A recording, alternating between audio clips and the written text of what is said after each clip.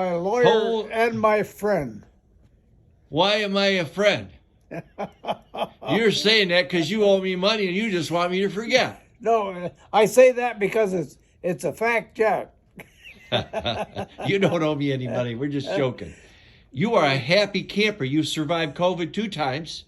Yeah, oh yeah, 3 times. I had COVID 3 times.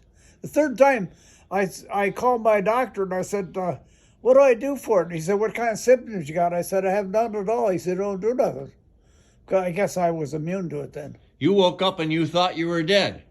The first time, Michael, you had to be there. This is a God's truth. There's 35 people in there, and I could see the people. I could see 8, 10 of them.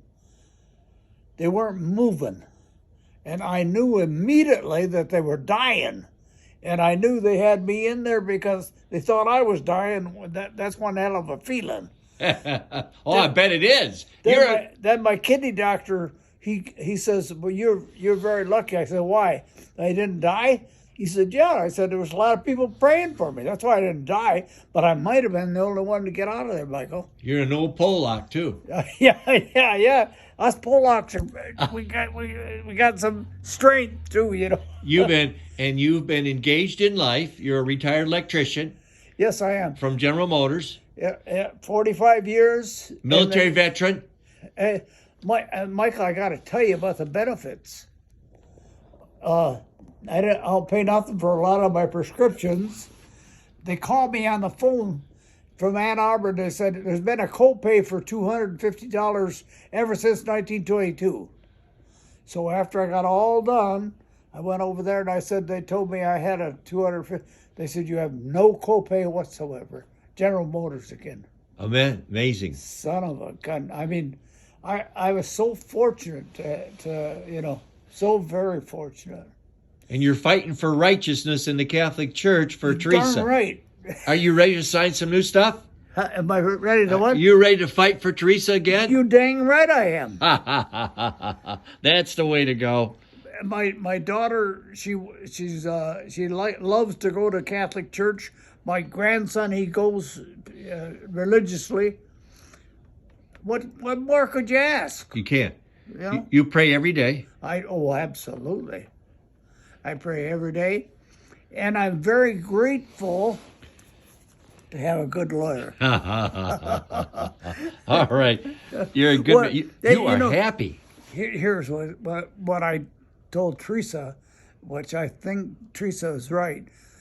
My Teresa said, "Well, they took me to church, and I had to get a ride home with a couple that didn't come pick me up." They said 5 or 6 times. I asked Teresa. She said, She said usually something, they didn't tell them the time or they didn't wait. And I said, "You're probably right, Teresa." She said the same. She had some tell her the same thing. So I thought she told me that, and I'm taking everything for Face value. since I thought, but that's why I called you.